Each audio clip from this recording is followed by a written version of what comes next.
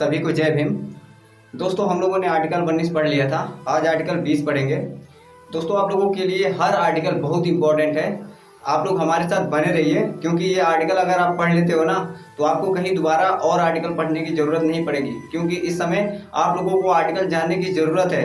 क्योंकि अगर जानोगे नहीं तो कोई भी आर्टिकल हटा सकता है और आपको पता भी नहीं चलेगा। अगर आप जानते हो आर्टिकल किस आर्टिकल में क्या कहा गया है तो आप जाहिर सी बात है कि आप लड़ सकते हो और दूसरों को भी बता सकते हो।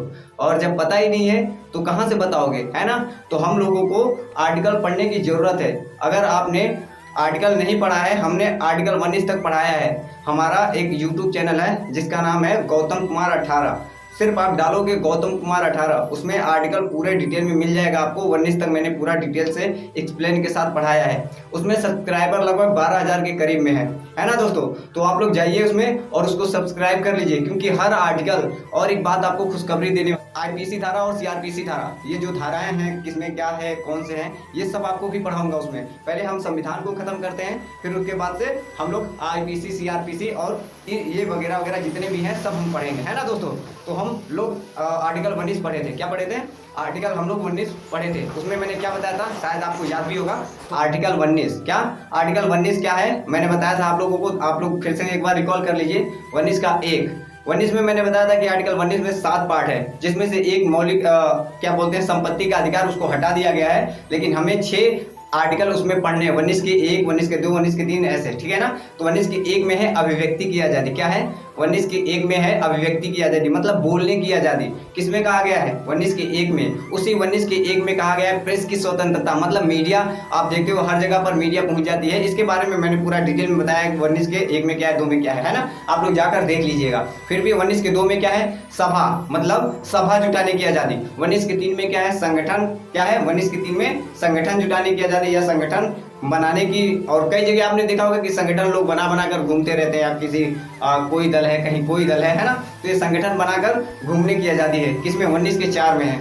नहीं तो ऐसे देखते नहीं, अगर ऐसा नहीं होता तो लोग संगठन क्यों बनाते हैं? नहीं बनाते ना। 19 के 5 में, 19 के मतलब 19 के 4 में क्या है? चारों तरफ घूमने की आज़ादी। 19 के 4 में क्या है? चारों तरफ घूमने की आज़ादी। और 19 के 5 में है बसने की आज़ादी, मतलब भारत में कहीं पर भी बस सकते हैं। 19 के 4 में भारत में ही चारों तरफ कहीं पर भी घूम सकते हैं। 19 के 5 में बसने की आज़ादी। और 19 के 6 जो संपत्ति का अधिकार था उसको हटा दिया गया है। मैं इसे संपत्ति का अधिकार क्यों हटाया गया है, कैसे हटाया गया है, ये आर्टिकल 31 में बताऊंगा। 19 के 7 में क्या है?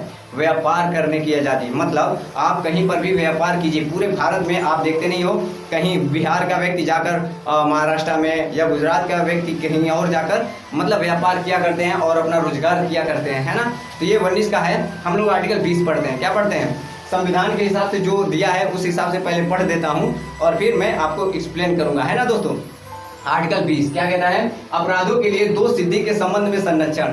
ये आर्टिकल 20 कहता है कि अपराधों के लिए 2 सिद्धि के संबंध में संरक्षण। ध्यान से जरा सुनिएगा, क्या इसका मतलब होता है कि अपराधों के लिए 2 सिद्धि के संबंध में संरक्षण। इसका मतलब ये होता है कि अगर आपने अपराध नहीं किया है, अगर छोटा मोटा अपराध किए हैं, तो अगर जब तक आपको सुप्रीम कोर्ट या हाई कोर्ट, कोई न्यायालय आपको सजा नहीं देती है, तब तक आप बेगुनाह हैं। क्या है? बेगुनाह हैं। ऐसे कोई नहीं आपको फंसा सकता है ना दोस्तों। तो ये 2 सिद्धि के संबंध में संरक्षण। आपको बता दें कि आर्टिकल 20 में 3 पार्ट हैं। कितने पार्ट हैं? 3। ध्यान से सुनिएगा। पहला क्या कहता है कि जैसे कि जो कोई कानून है, मैं अपने हिसाब से बता रहा हूँ। 20 का 1 में क्या कहता है कि जो इस समय का वर्तमान कानून है वो पहले का और बाद के हिसाब से लागू नहीं होगा। ध्यान से सुनिएगा, भाषा क्या कहता है। कहता है कि किसी अपराध के लिए, क्या कह रहा है, किसी अपराध को उस समय के कानून के आधार पर सजा नहीं दी जाएगी और ना ही पहले के आधार पर कोई कानून बनाया जाएगा। जैसे कि इसका मतलब ये हुआ कि मैंने अगर कोई सजा गलती किया है इस समय, और इस समय का मुझे दंड मिलना चाहिए। जैसे किसी का मैंने हाथ तोड़ दिया और उसका सजा है 3 साल का, मान लो हमारा सजा है, हम 3 साल का सजा है। और ये हम कैसे कैसे करके इसको बढ़ाते गए 4-5 साल तक खींच कर ले गए। एडवोकेट तो वैसे भी महान होते हैं कि उसको 10 साल तक खींच कर ही ले जाते हैं, है ना। 4-5 साल तक खींच कर ले गए और 5 साल बाद वही सजा, जो हाथ तोड़ने की सजा, सिर्फ 14 वर्ष का हो गया। क्या हो गया? 14 वर्ष का हो गया। तो इस आधार पर आप कह सकते हो कि कानून कह रहा है कि जब मैंने वो गुनाह किया था उस आधार पर ही हमें सजा मिलनी चाहिए, ना कि आप 14 वर्ष बाद 10 वर्ष बाद हमको 14 साल का सजा हो गया है इस आधार पर हमें 14 साल का आप सजा दे दोगे। नहीं, इस आधार पर नहीं। कह रहा है ना पहले के आधार पर और ना ही बाद, क्या गलती किया आप वर्तमान जिस समय आपने गलती किया था उसी के आधार पर आपको सजा मिलनी चाहिए। आपने देखा होगा पहले पहले क्या होता था कि कोई शूद्र वगैरह जो हुआ करते थे तो इनका अगर ये लोग ब्राह्मणों के रास्ते से निकल जाते थे या कैसे भी चले जाते थे या मंत्र का जाप सुन लेते थे तो ब्राह्मण लोग क्या करते थे, उनको सजा देते थे। सजा में क्या देते थे, जीभा काट लेते थे उनकी। अगर सुन लेते थे मंत्र तो उनके कान में शीशा वगैरह डाल दिया जाता था। तो ये पहले के आधार पर भी इस समय सजा नहीं दे सकते हैं, ये ऐसा कानून है। 20 का 1 में समझ में आया क्या क्या कह रहा है कि किसी अपराधी को उस समय के कानून के आधार पर सजा दी जानी चाहिए जो उसने जिस समय उसने सजा किया है, ना कि पहले और ना कि बाद में। तो आप आई होप आप लोगों को 20 आर्टिकल 20 का 1 समझ में आया होगा। 20 का 2 क्या कहता है, किसी व्यक्ति को किसी सजा के लिए एक बार अगर उसने सजा किया है तो एक बार ही उसको, मतलब एक बार गलती किया है तो उसको एक बार ही सजा मिलनी चाहिए। जैसे कि देखिए संविधान की भाषा क्या कहता है, किसी व्यक्ति को एक ही अपराध के लिए एक बार से अधिक दंड नहीं दिया जाना चाहिए। यह आर्टिकल 20 का 2 में कहता है। ध्यान से सुनिएगा क्या कहता है कि किसी व्यक्ति को एक अपराध के लिए एक ही बार सजा देनी चाहिए। यह आर्टिकल 20 का 2 में कह रहा है।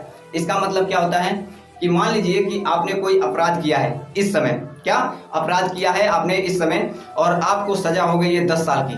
कितने साल की, 10 साल की सजा हो गई है। मान लो कि चोरी कर दिया आपने या किसी का पैर तोड़ दिया या किसी को जान से मार दिया और आपको सजा हो गई है 14 साल, 10 साल का अगर सजा हो गया है तो आप पूरा सजा काट कर जब आते हो बाहर जब निकलते हो तो जब बाहर निकल कर आओगे तो उस आधार पर क्या है कि अब दोबारा कोई सुप्रीम कोर्ट या वकील या एडवोकेट कोई आपको उसी केस में आपको फिर अंदर नहीं कर सकती है। ये कौन कहता है, ये आर्टिकल 20 का 2 कहता है कि एक गलती किया तो एक ही बार सजा होनी चाहिए, ना कि उसी गलती का दूसरी बार सजा होनी चाहिए, है ना दोस्तों। ये आर्टिकल 20 का 2 कहता है। और आर्टिकल 20 का 3 क्या कहता है, ध्यान से समझिएगा। 20 का 3 कहता है कि किसी अपराध के लिए अभियुक्त किसी व्यक्ति को स्वयं अपने विरुद्ध गवाही नहीं देने की। देखिएगा इसका हम अगर इसको लेंथी पढ़ेंगे तो बहुत बड़ा जाएगा, हम बताते हैं कैसे। ये कह रहा है, इसका मतलब ये है कि कोई भी व्यक्ति अपने अगर उसने गलती किया है तो स्वयं के लिए अपना मतलब गवाही नहीं दे सकता है कोर्ट में या कहीं पर भी, है ना। ये 20 का 3 में कहता है कि कोई व्यक्ति अपनी गवाही खुद नहीं स्वयं नहीं दे सकता है। ये 20 के 3 में कहता है कि उसने मान लो कि अगर किसी का मर्डर कर दिया या किसी को हाथ तोड़ दिया, पैर तोड़ दिया तो जाकर खुद गवाही नहीं दे सकता है। जैसे कि इसका फायदा पुलिस वाले उठाते हैं। अगर पुलिस वाले उठाते तो वो पुलिस वाले आपको बहुत पीटेंगे। अगर पूछेंगे कि तुमने चोरी किया है तो तुम सकर लेना, हाँ कह देना हाँ, नहीं तो जानते हो क्या करेंगे, वो इतना मारेंगे और इतना मारेंगे, क्योंकि वो सुप्रीम कोर्ट जो है, सुप्रीम कोर्ट पुलिस की नहीं सुनती है। अगर पुलिस वाले मारते हैं पीटते हैं तो आप मार खाओ, इससे अच्छा है कि उनके सामने अपनी बातें कह दो कि हाँ हमने सकर लो, मतलब गुनाह को कबूल कर लो कि हाँ हमने किया है। अगर ऐसा कर दोगे तो पुलिस वाले नहीं मारेंगे, है ना। और जाकर आप सुप्रीम कोर्ट में उपस्थित हो जाओ, क्योंकि सुप्रीम कोर्ट भी कहता है कि देखो ये पुलिस वाले हो सकता है कि इस बच्चे को मार मार कर पीट कर जबरदस्ती उगलवाए हों। अगर पुलिस वाले वीडियो भी बनाते हैं तो उसका मान्यता नहीं होती है। तो यही कहता है कि खुद के लिए गवाही नहीं दे सकते हो।